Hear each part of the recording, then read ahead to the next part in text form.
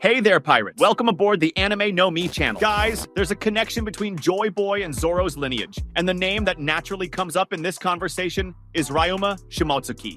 After all, he's not just a legend within the story of One Piece, he also holds a title that has never been contested. I hope for your support to help our crew win, and to do so, you just need to click the thumbs up button, leave a like, and subscribe to the channel. By doing this, you will win an incredible devil fruit, so just comment which fruit you want, the god of the blade. If we think about Joy Boy having a right-hand man, someone at his side, a warrior who could protect him and help carry on his legacy, then it makes perfect sense that this role would be filled by a swordsman of legendary level. And if there's anyone who fits that profile, I believe that person may have been Ryuma. The first strong clue comes from the Shimotsuki legacy itself. In chapter 953, when Kawamatsu explains to Zoro the story of Enma and how it was once wielded by Odin, we also learn that Ryuma was the most important swordsman in Wano's history, someone whose legend was recognized even beyond the borders of the country. More than that, the Shimotsuki bloodline has a direct connection to Zoro, since Koshiro, Zoro's master, and Kuina, the girl he swore to surpass, both belong to that same clan. This means that Ryuma's blood still flows through Zoro's veins. And if that lineage was so important in Wano for hundreds of years,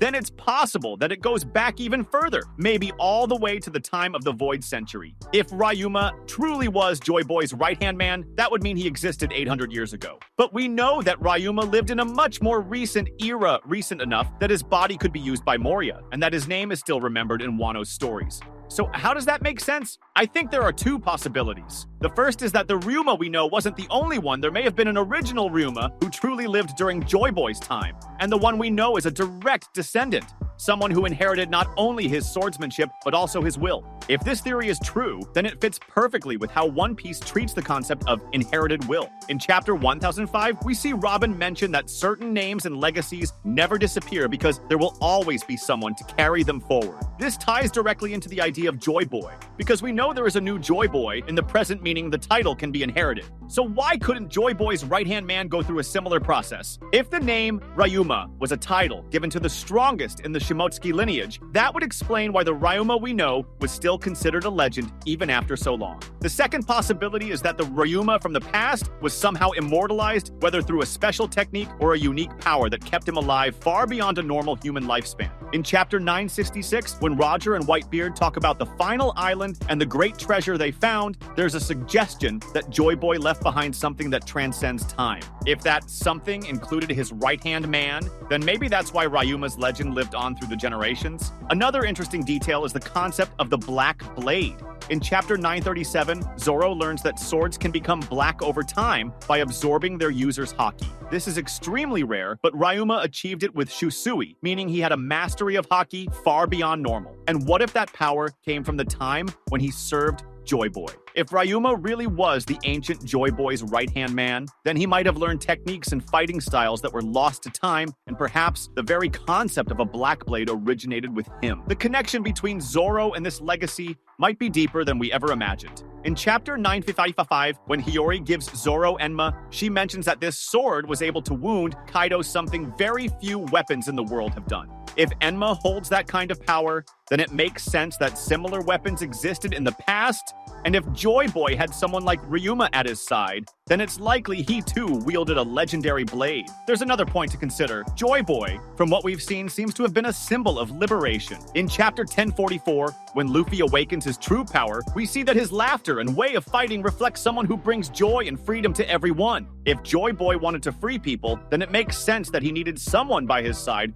who was strong enough to protect him from any threat. And who better for that than a top-tier swordsman? If this relationship between Joy Boy and Ryuma truly existed, then Zoro is not only indirectly connected to this past, he may be destined to carry this legacy forward. Just like Luffy inherited Joy Boy's will, maybe Zoro is inheriting the will of the ancient swordsman who walked beside him. And if that's the case, then we can expect that at some point, Zoro will discover this truth and become even stronger, because he'll realize that his journey goes far beyond becoming the world's greatest swordsman. Now, if we think about what this means for the future, we can consider that if Zoro really is following in the footsteps of Joy Boy's right-hand man, then he may play a much bigger role in the great battle that lies ahead. In chapter 1049, when Kaido says that only Joy Boy can defeat him, it suggests that Joy Boy and those at his side in the past were a threat to the world's great powers. And if a new Joy Boy has appeared, then maybe a new right-hand man must rise as well. I believe there's still so much we don't know about Zoro's lineage and the true story of Ryuma. If Ryuma really was Joy Boy's right-hand man, that would mean the Shimotsuki bloodline has a direct connection to the Void Century. And if that connection is ever confirmed, then Zoro may discover that his destiny is far more intertwined with the events of the past than he ever imagined. And what would that mean for Zoro's quest to become the greatest swordsman in the world? Perhaps he will realize that this title goes far beyond Mihawk, and that, in the end, the greatest swordsman in history was not just a powerful duelist, but someone who carried the responsibility of protecting those who would change the world. If that's the case, then Zoro's battle may not end with Mihawk, but with something even greater, something that could lead him to reach the level of the ancient legendary swordsman who shaped history. Luffy's destiny as the new Joy Boy was already set long before he even knew the true nature of the Gomu Gomu no Mi. He was marked to carry the legacy of a man who in the past represented hope and freedom for the entire world. As the Kings of the Sea once said, Joy Boy is not just a legend, he is an eternal role, renewed with each generation. Luffy, as the chosen one, was born with the mission of being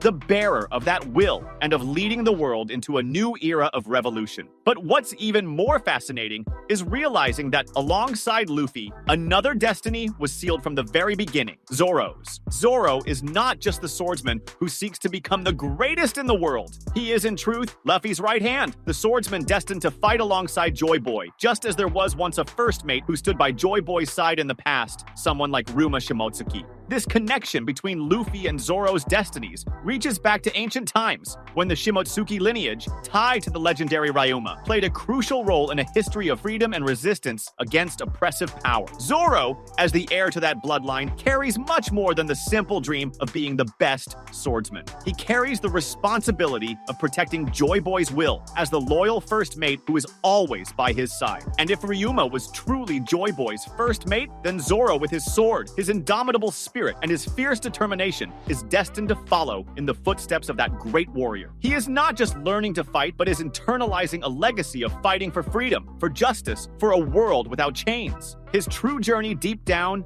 may be far grander than any duel with Mihawk. If he really is the successor to the legendary swordsman, then his true mission is to be Luffy's sword, the guardian of the new Joy Boy, the protector of the future they are building together. Zoro's battle will be much more than a clash between swordsmen. It will be a fight for Ryuma's legacy, for the will of the Shimotsuki, and for the promise of a world where the world government's oppression can no longer prevail. And just as Luffy was chosen to be the new Joy Boy, Zoro is destined to be the new first mate. They are two intertwined destinies.